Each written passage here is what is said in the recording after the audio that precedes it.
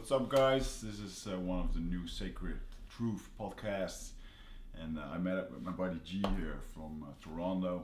We met up in grounding camp, Elliot Hull's event for getting grounded, I guess. And we met up, and we seem to have a lot of in common, a lot of interest. So I thought, let's do a podcast and have a nice talk, because this guy, I don't know, man. What are you doing? You're doing a lot. It's a good question. It's probably the hardest question I have to answer on a regular basis. People ask, so what do you do? And I look at different versions of myself that I'm continually transforming as a human being.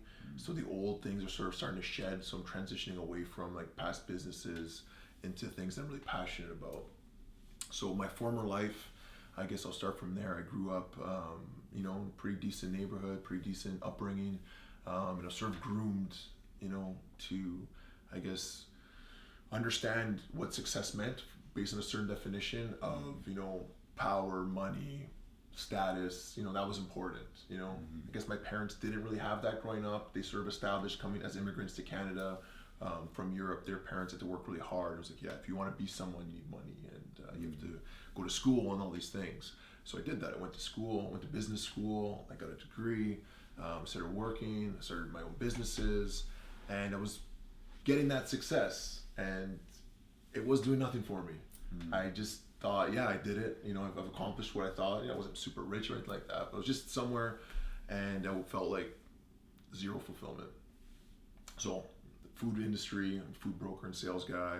I have a line of snack products that were in almost all the chains in Canada, the mainstream grocery chains, called Joseph's Nutless Cluster. So it's healthier, better for you. But these things weren't really expressing my unique qualities that made me who I am. It was just something that I thought, okay, I can make money doing this. Because I was smart at that. I could put things together. So if I do this, if I do that, and the whole food business was these crazy stories of failure and then success. But then around that time, I was questioning a lot. Okay, so who am I? What should I be doing? And that was the difficult part, because I didn't know who I was or what I should be doing. And that was the process then that led me on this incredible journey. It took me, down to South America. It took me to meet Wim Hof. It took me to Elliot Hulse's grounding camp. And I'm still unfolding who I am as a human being. But I started realizing that I needed to have experiences in life in order to share. Because I realized I love sharing with people. So maybe I can become a teacher one day. And connecting with people is one of my favorite things. So meeting a guy like you, we sit down and talk for hours.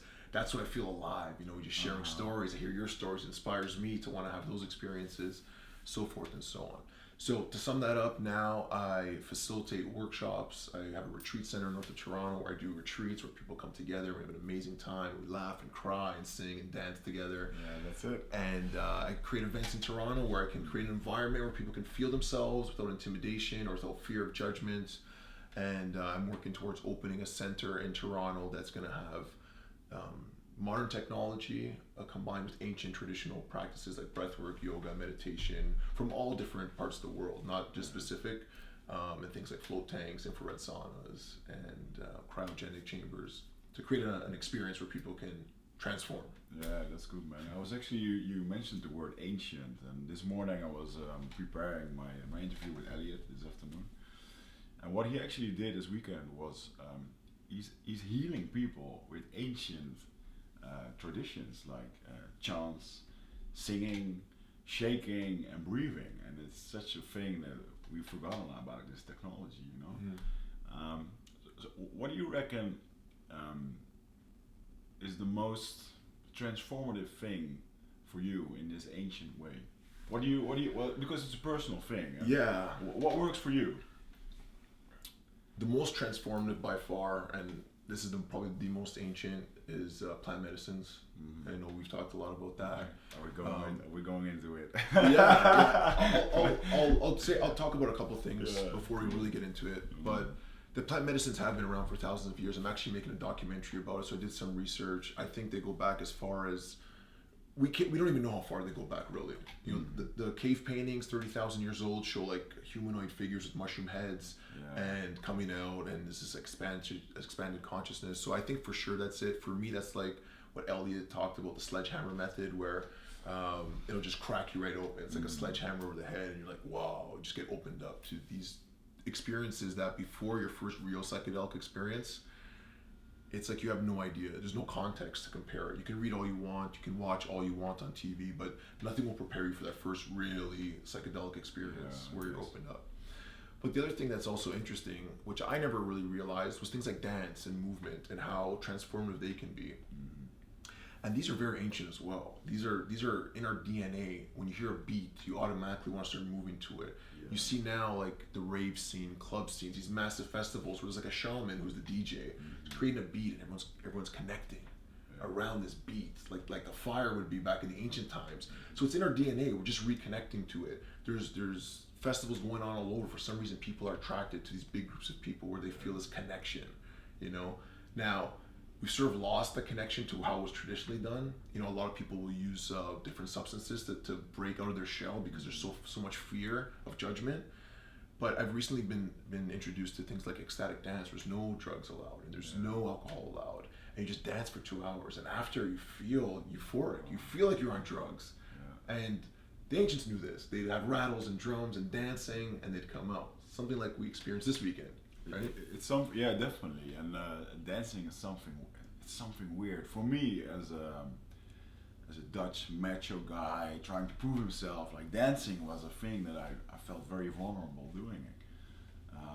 I got more to it, living with the tribe, and they were dancing, expressing a lot, and I remember one thing where I just arrived in the forest, and one of these Indians came up to me. It's like, hey man, welcome. And don't be scared, you're protected here. I'm gonna sing you a song to welcome you. And it's like one-on-one. And it's like such an awkward thing for me. Like, dude, this guy was like this big Indian warrior, and he was playing his guitar. No, he wasn't even playing his guitar. He was just doing an ikro, just singing. Or he was, I don't know. I was probably too stoned to recognize what he was doing. But at the time, it was just such a weird thing. Like, hey man, this guy is just playing music for you, and it's a genuine thing for them, and it's a way of protection and healing for them. So yeah, I recognize what you're saying, and this ecstatic dancing, it always made me kind of afraid. Like, oh, you have to let go of everything. It's with other people. You have to be vulnerable in a way that I was never really vulnerable, exposed, I guess. So although I'm very experienced in plant medicines, and it's definitely my way, this ecstatic dancing thing, and the same way we did with Elliot this weekend, looking into each other's eyes and expressing yourself, saying yes or no, screaming, dancing, shaking your hips, and it was really funny to. For me, it was a whole new way of expressing. And the spectrum of these practices is so wide, but so like on the fringe. Like, not a lot of people know. So you just mentioned like eye gazing. So we do some eye gazing in some of the retreats I do. And it's amazing the connection you can make with someone just by staring in their eyes for like 20 minutes. And that's an ancient technique, and you create this bond where sometimes you'll see right through them. Their face will start moving, or like you'll see like past lives or something about yourself that doesn't make sense. You'll just see an image come up or a flash of something, and it's like, what is that? Like, and until you have that experience, you don't understand it. But once you do, like, holy shit, I felt something. Yeah, actually, I think it's one of the books of Alberto Villoldo. He's an anthropologist, so he's a scientist, but he's also very into shamanism. And he was researching the Amazon. He used to do research for big pharmaceutical companies, and they were finding the cure for cancer or whatever. They sent him out for weeks, paid, and he always came back like, guys, I didn't find it because. My conclusion is that it's the total thing that these people live. They live with nature, and it's not just the plant, not just the ingredient. And he has in one of his books, he teaches about shamanism, and he's really like a bridge between the modern world and shamanism. Makes it very explainable.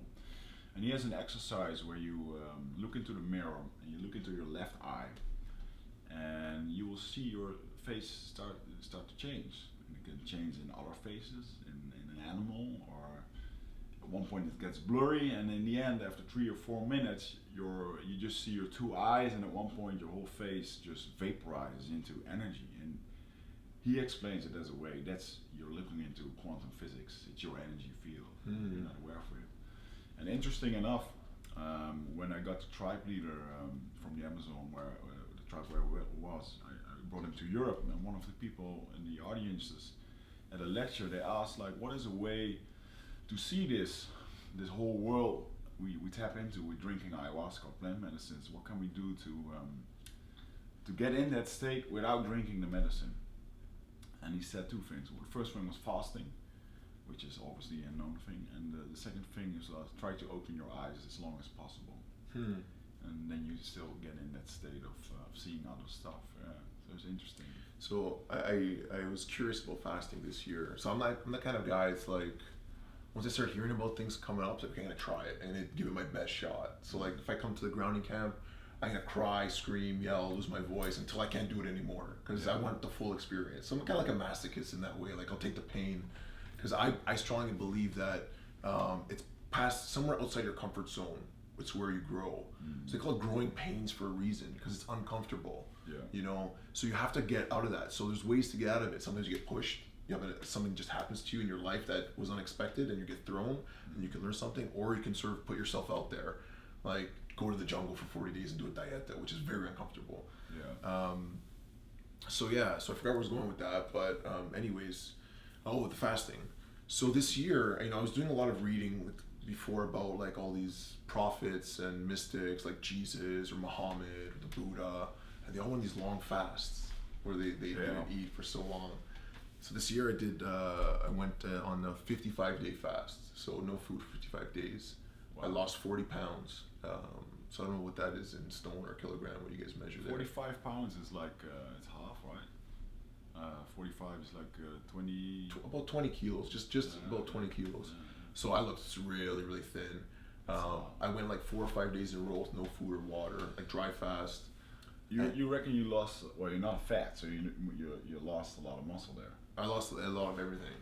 Yeah, I lost a lot of everything. And part of like my understanding was that a lot of the cells that I had built over the years from maybe childhood or whatever, they probably weren't built on the best foods. They probably didn't have the best vibration in them. I know we can change our vibration because I believe in epigenetics and like Bruce Lipton's work, how you can change your environment. But anyways, I just wanted like a full shed, like rebuild from scratch. So I got that, but then all these other things started happening. Like my senses started like really being expanded, my awareness, almost like telepathy, where I could sort of feel people's thoughts and emotions, where I sort of knew things before they would happen, or I could see into the future what I needed to do. It was so clear, like there was no guessing, should I do this, should I do that? It was like just became clear.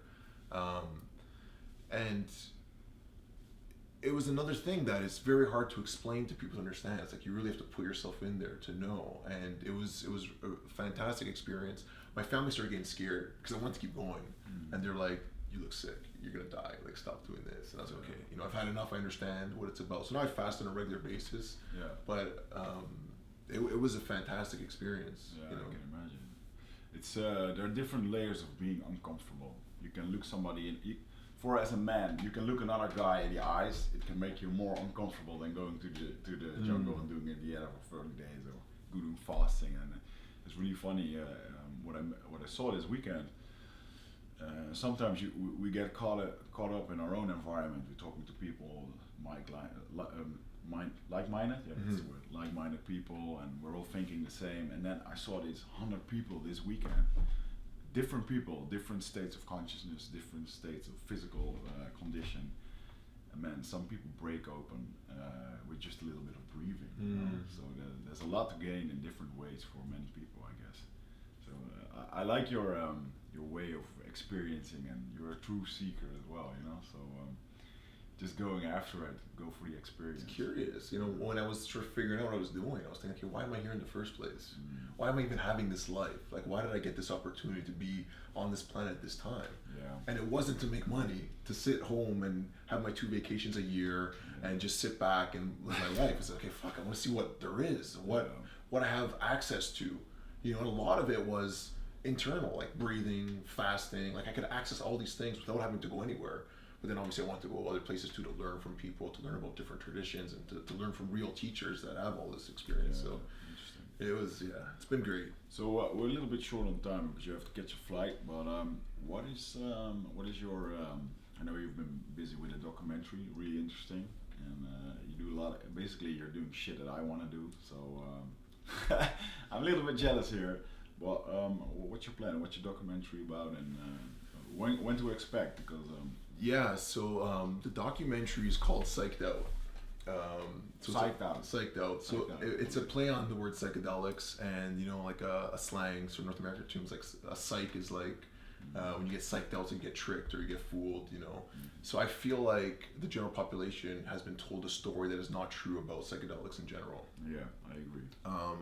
So after I had my psychedelic experience, like many people that go to the jungle and drink ayahuasca, they want to share it with everyone because because you think like, guys, this is gonna change the world. You have to do it. It's for everyone. You have to do it. And people look at you like you're crazy, man. Like you went to the jungle to do what? Or you went, like drinking, that's drugs. And then I sort of felt this sort of retraction where I was like, okay, I better be careful the way I talk about this. To certain people that might, because I was getting that sort of feeling. Some people were interested. Most people were interested. A lot of people had a lot of fears towards it. And I realized it was because of what they've been told or what they've been taught about all the psychedelics. Going all the way back to like reefer madness, when marijuana came on the scene and it was starting to grow in popularity. Basically, there's a lot of rumors of what really happened, but from what I understand was that it was a crop that was going to wipe out the paper industry and the printing industry. So they made up this story about it that people that smoked it would commit rape, and it was blacks and Mexicans mainly, and they would create this movie Reefer Madness about this guy that got all violent. And you look at it, really, like alcohol is like way more like long-term damage, abusive, harm to society.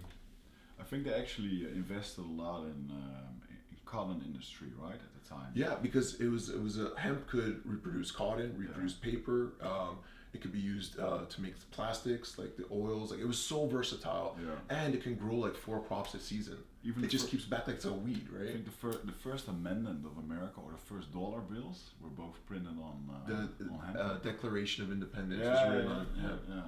So anyways, so there was a lot of like shit around it that I felt needed to be cleared up. So I wanted to just share my experience, and I started interviewing people and what they thought, and I found out more about the history that I didn't know. I heard all these crazy stories and theories about different religions using psychedelics. Like the story of Moses. The burning bush was an acacia plant, which is the highest in DMT. The blue lotus in Egyptian mythology, that's psychedelic as well.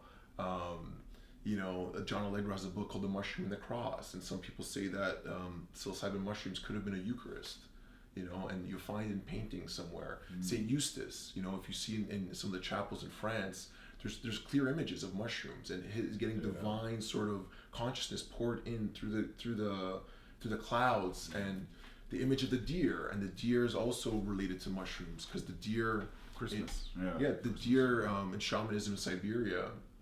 The shamans ride deers, and they help find the mushrooms.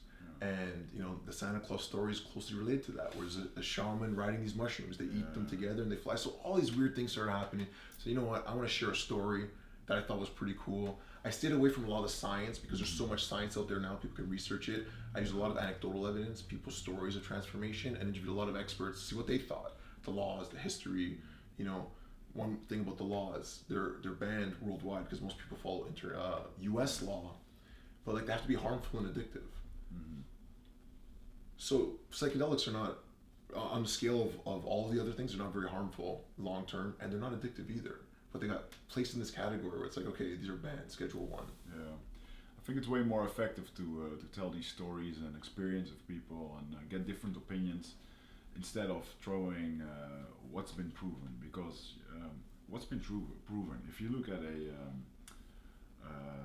neuroscience of 10 years ago, it's worth nothing today, so it changed a lot, and these references or like the testimonials of people that actually went through a change can be way more powerful than proving why it works or why it doesn't work, if it's real or not. And I like your story about these shamans in Siberia. The word shaman comes from an ancient word, the one who sees. And the reindeers would eat these mushrooms, and they would piss it out. They would catch up the urine and drink it, because their system would digest it and would filter it. So pure psychedelic brew. Yeah. I gotta try it someday. Yeah. It would be really funny to go there. Catch a reindeer, you know. Catch a reindeer and make him do it. Yeah. That's great, man. And if you look at the Santa Claus story, I don't know in Europe if they believe in Santa Claus, but you know, he went through the chimney, and they would say in the winter they lived in yurts, these shamans. So the doors, the bottom door would be covered, so they had to go in through the top. Yeah. And the Amita muscara, the red and white mushroom, would grow under pine trees. So they had the Christmas tree, and they would dry them on the trees like the ornaments. So there's all these references to these stories, and I thought was totally like just incredible, you know. So I just wanted to share some of these things. Like, hey, what do you think? You know, like I don't know what's absolute, but I said there's a different story here than most people know. True, man, and that's the thing. Like, just be open to it and guess for it. I actually talked in my Dutch podcast with one of the best neuroscientists of the world, Dick Swau, and I talked to him about psychedelics, and he's really, well, it's not my thing, and it's your brain. It's still your brain making up things, and you can add drugs or psychedelics to it. It's still your brain that does it. But he's like, hey, man. If there's no discussion about it, it's not a good research, you know. And he's really open to it about all this. Nobody really knows. I love this mystic around it, and to talk about it and get people aware of it. And it was really funny to see a lot of people this weekend actually being very aware of it And curious. Yeah. And it's weird, man, that some dudes in the jungle drink some kind of brew together in enlightened states or spiritual insights, and it's definitely it's good. I think it's a good thing that you're working on it to bring it to this wider spectrum, because you know, you're working on the scientific stuff as well, like with your Wim Hof breathing, and that's good. Yeah, for me it was a documentary I could show my mom, or I could show someone that it's not so, like, it's not for the psychonaut out there that already knows all this stuff. It's for people that are going to get a soft introduction, say, oh, wait a minute, you know, I thought it was something totally different. So basically, you're making a documentary to tell your parents-in-law that it's okay to use psychedelics, right? Yeah, pretty much. To be accepted. You know, most people accept me now because, like, I'm a responsible parent. I have businesses. So, like, I think if I was irresponsible in other areas of my life, I'd have less credibility with psychedelics because it's so, like, shunned upon.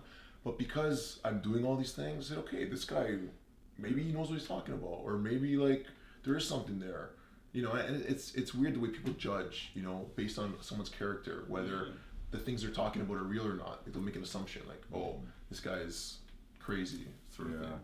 I think you get credentials at the audience that will resonate with you anyway. If you were a hippie just doing ayahuasca all the time and psychedelics, you would make a documentary, you would get a whole different audience, but it would have the same effect. So I think if you're talking about helping global consciousness and awakening everyone, you know, it's a good thing. So man, when can we expect it to come out? Should be out before the end of the year. All right. Yeah, I'll definitely give you some links you can share. Psychedelicmovie.com, PSYCHEDMOVIE.com. I don't even know if there's a website up yet. That's the handle. Yeah. We're just in the final stages of doing, like, the score right now, the musical score, which is pretty awesome. And one thing I just want to say, just to add what you were talking about grounding camp, is that I noticed that a lot of people are feeling something inside. They're feeling this need that maybe things aren't something doesn't feel right, and they know there's more out there, so they're going to things like grounding camp. They're listening to, like, your podcast.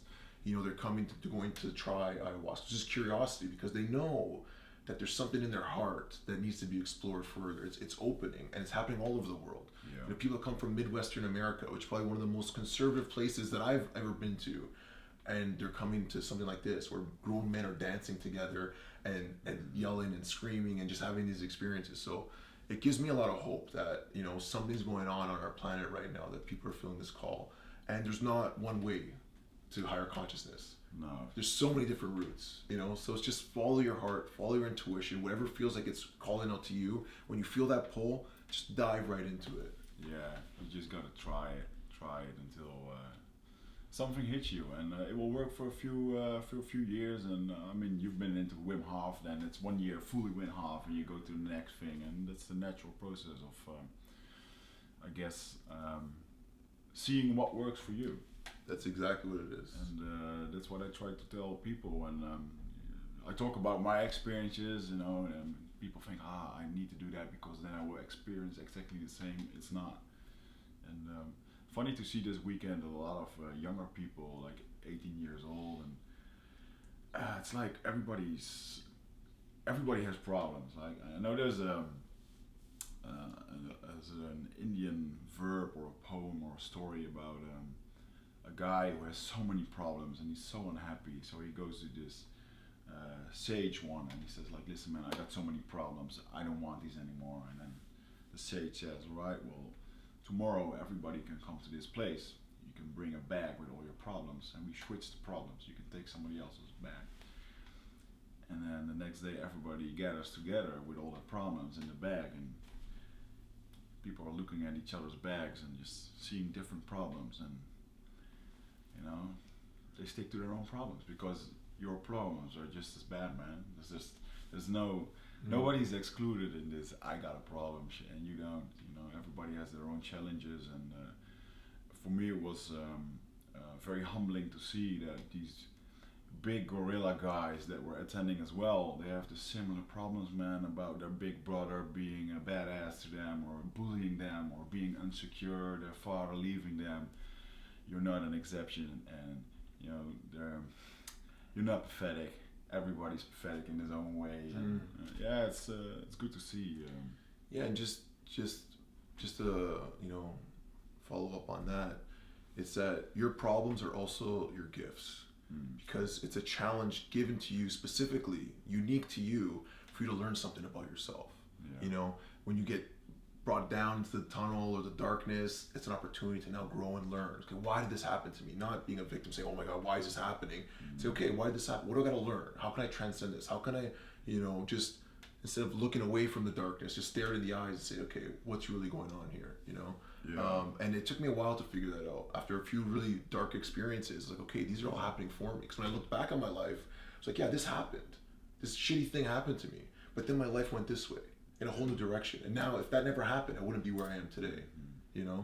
So keep an eye out for that. Yeah, you got to be aware of that. And the big conclusion from the diet that I did and the book that I wrote, like the main thing that I discovered is that the true essence of leadership and of personal leadership is self-knowledge.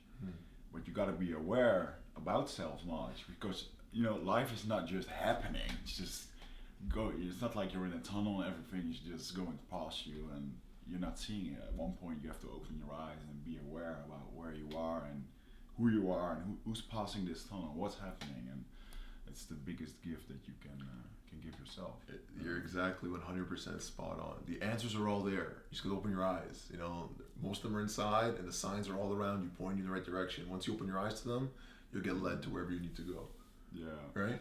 Yeah. It was funny to speak to the younger guys this weekend, like the 22 years old, and they were listening to the stories, and you see the question marks in their eyes, and they're like, how does that relate to me? And they find similar stories from other guys. So one of the most powerful things that I reckon also during plant medicine ceremonies or ancient traditions is sharing. Because sometimes people do it. For example, they do an ayahuasca session and they get a mirror of all their shit and they're thinking like, oh shit, I'm really having I'm bad, I have a bad situation, it's only me. And then once you hear 20 people sharing and being vulnerable, it's such an eye-opener that you're not the only one, and you can learn a lot from that. Sharing is the most important. Find someone you can share with openly. If you don't, it's so important to have someone that you can express the way you feel, and they can sort of mirror back at you how they feel, so you know that you're not alone. So it's one thing that everyone should have.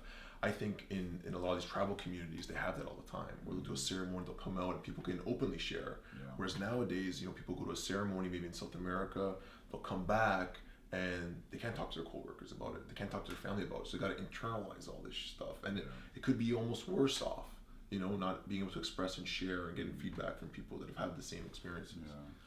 Very important. Powerful, man. We're gonna wrap up because we're gonna have to do another episode for your channel. Yeah. So, thank you, brother. We're gonna keep in touch. My pleasure. Yes. Where can people find you on social? Thewaywithin.me is my new website. You can also follow me on Facebook, Giovanni Bartolomeo, GIOVANNI BARTOLOMEO. Connect there, or on Facebook, The Way Within. And shoot me an email, ask me any questions you guys like. I'd love to hear from you guys, and I'll definitely be hanging out with this guy more often. All right, see you on the next, guys. Peace. Peace out.